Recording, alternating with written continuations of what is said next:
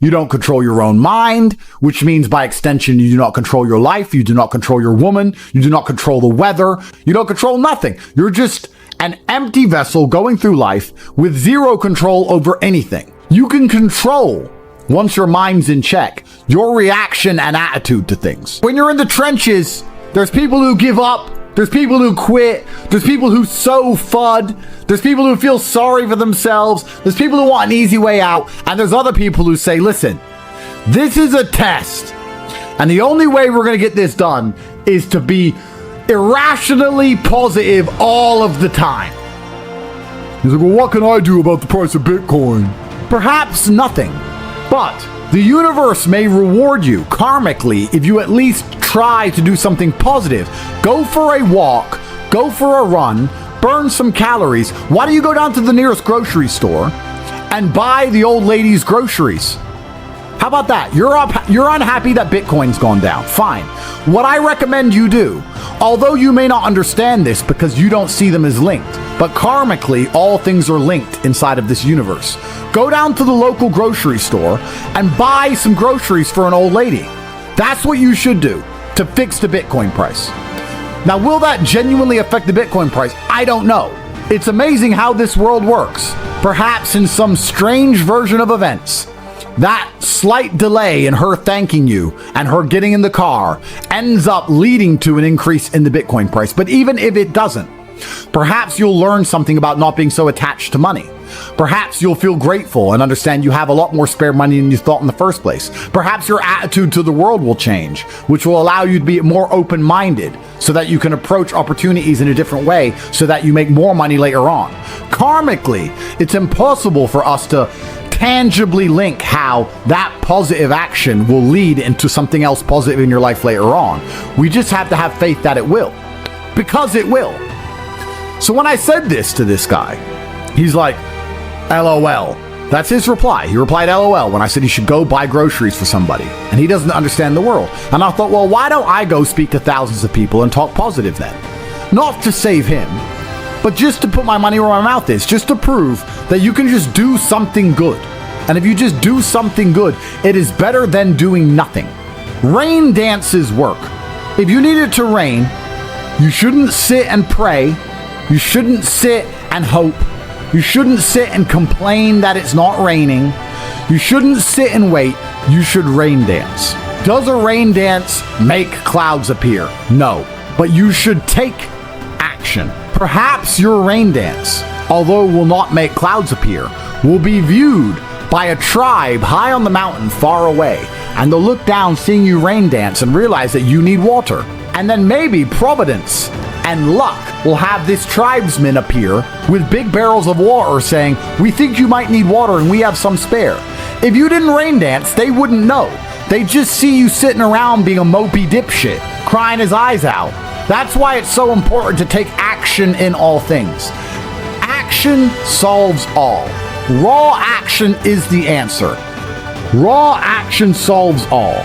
It is a mindset. So this dipshit complaining about the crypto price, he's not prepared to rain dance. He's not prepared to help a granny with her groceries. He's not prepared to do anything. God does not reward men that way. God rewards men who attack the world.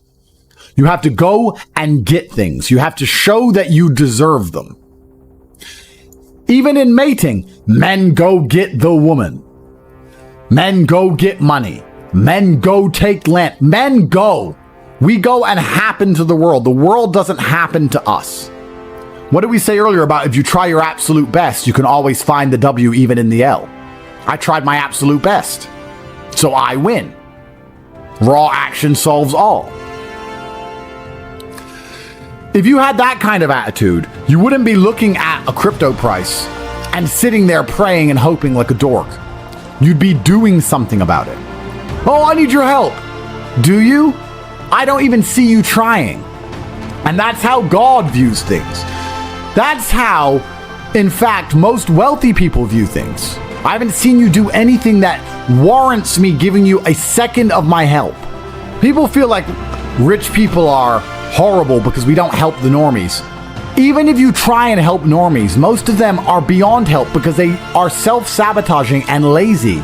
You have to at least show to the people who are important in the world that you're not those things in the beginning if you ever want to be taken seriously, at least. That's one of the first things you can do. But I want to see that you give a shit. I only want to give money to people who know how to rain dance.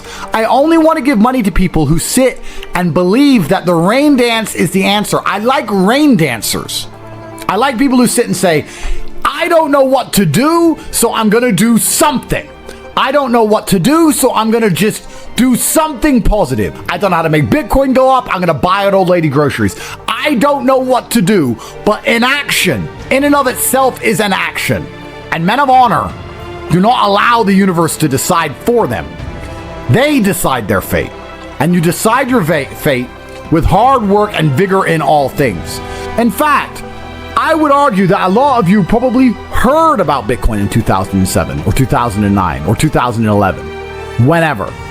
But you were so uninterested in doing your due diligence, so uninterested in being proactive that you just ignored it. You probably don't even remember being told about it because you didn't give a shit. Yeah. And then you have the gall and audacity to sit here and say, if someone told me about Bitcoin back then, I'd be rich. No, you wouldn't.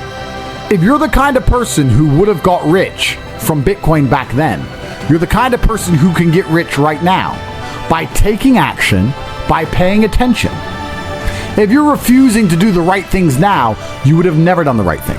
And retrospectively identifying your failures and identifying how many right things you've missed out on is actually a form of hard cope.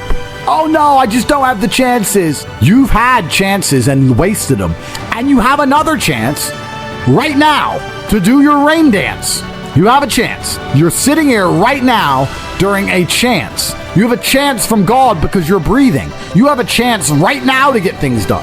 Now, you can retrospectively look back on this period of time and go, oh yeah, I was young and energetic, but I wasted it. But if someone had just told me to try hard at this, I would have been. I'm telling you right now, I'm telling you about Bitcoin in 2009, but you're not going to do anything. It's almost impressive how difficult it is to make the average person move. The average person is a statue getting shit on by the pigeons, and they'd rather just sit there covered in shit than move. It's very hard to inspire people to take initiative to save themselves. It's incredible. Why? When they know that it's going to work. Some people are just born to lose. These are people who are betrayed by their own mind and can't be influenced even from the external because their own mind betrays them. There's a devil on their shoulder constantly holding them back.